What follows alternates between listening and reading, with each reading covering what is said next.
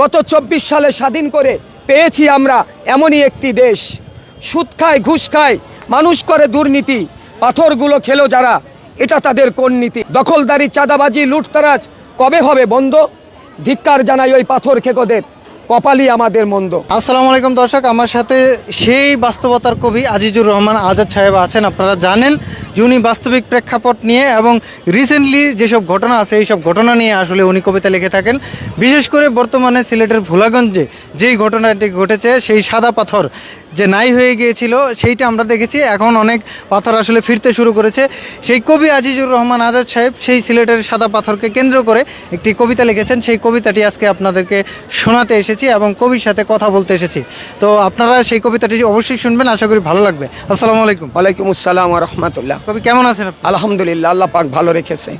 যে আপনার সেই যে বাস্তবতার যে কবিতা আছে, সেই কবিতা নিয়ে আপনি পাথর নিয়ে কোনো কবিতা লেখেননি ভোলাগঞ্জে? ইনশাআল্লাহ আমি লিখেছি। আচ্ছা, সেই কবিতাটা যদি একটু শোনান। আচ্ছা, তাহলে আর দেরি নয়। পাথরগুলিও রেহাই পেল না, খেয়ে করেছে ওরা শেষ। প্রশ্ন জাতির বিবেকের কাছে, এইভাবে কি চলতে পারে কখনো একটি দেশ? পাথর একটি খনিজ সম্পদ, মহান আল্লাহ তাআলার সৃষ্টি। দেখতে যেত পর্যটকরা, সাদা পাথর কেড়ে নিত তাদের দৃষ্টি। কি বলিবার দুঃখের কথা, বললে হবে না শেষ। গত ২৪ সালে স্বাধীন করে পেয়েছি আমরা এমনই একটি দেশ। সুদ খায়, ঘুষ খায়, মানুষ করে দুর্নীতি, পাথরগুলো খেলো যারা, এটা তাদের কোন নীতি? যেখান থেকে এক টুকরো সাদা পাথর পারতো না কেউ ধরতে, পাথর সেখানে আজ প্রশাসন নির্বিচার, পারছে না তারা কিছু করতে। দখলদারি, চাঁদাবাজি, লুটতারাজ কবে হবে বন্ধ? ধিক্কার জানাই ওই পাথর খেকোদের, কপালই আমাদের মন্দ। কবি আজিজুর রহমান আজাদ সাহেব, আপনার কবিতা তো বরাবরই আসলে বাস্তবিক প্রেক্ষাপট নিয়ে হয়। এই যে বাস্তবিক প্রেক্ষাপট নিয়ে আপনার মাথায় এত সুন্দর গদবাঁধা কথা কিভাবে আসে? আসলে এইটা আসলে ওই যে উপরওয়ালা বসে আছে, একমাত্র তারই রহমত, তারই দান এটা, আমার এই মেধা, সেই আমাকে দান করেছে।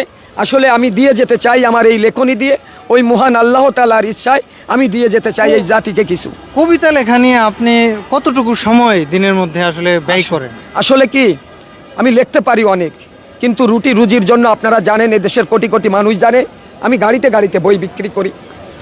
কিন্তু বড় আবেগ লাগে, এদেশে মানুষের গুণীজনদের কদর নেই, মানুষ শিক্ষার মূল্যায়ন দিচ্ছে না।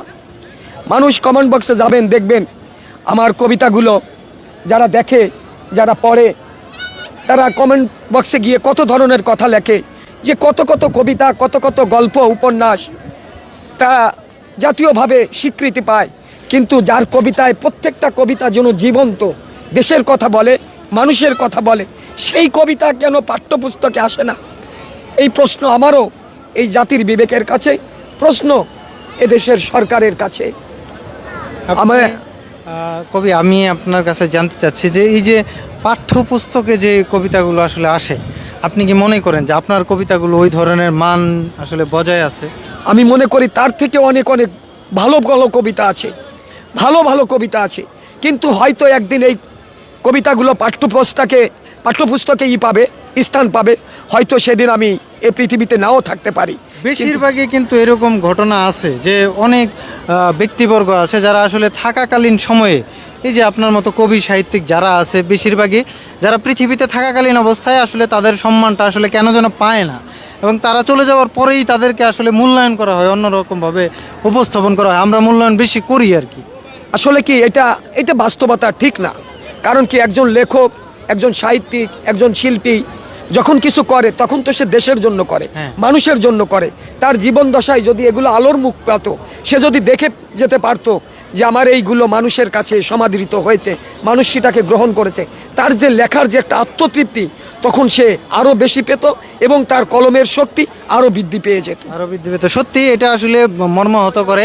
বিশেষ করে বেশিরভাগ কবি সাহিত্যিকই একটু দারিদ্রতার সাথে মোকাবেলা করে জীবনটাকে একটু সৎভাবে নেওয়ার জন্য অনেকভাবে আসলে বেঁচে থাকে, কিন্তু তারা বাস্তব জীবনে এবং সারা জীবনে তারা আসলে সুখের মুখ, মানে ওই যে একটা মানে অভাব অনটন দারিদ্রতা দূর করার যে ব্যাপার, সেটা আসলে ঘটেই না। কেন যেন তাদের চলে যাওয়ার পরে তাদেরকে প্রচুর পরিমাণ মূল্যায়ন করা হয়। তো এটাই বাস্তবতা। কিন্তু আমি যে কথা বললাম ওইটাই বাস্তব, যে তার জীবন দশায় যদি সে দেখে যেতে পারতো যে আমার এই লেখাটা, জাতি এরকম মূল্যায়ন করছে, সরকার এরকম মূল্যায়ন করছে, রাষ্ট্রের এই পর্যায়ে গিয়ে দাঁড়াইছে, তখন তার ভিতরে ওই আত্মতৃপ্তি পেত এবং তার লেখার যে শক্তিটা আরও বৃদ্ধি পেত, সে আরও কিছু দিয়ে যেতে পারতো এই জাতিকে।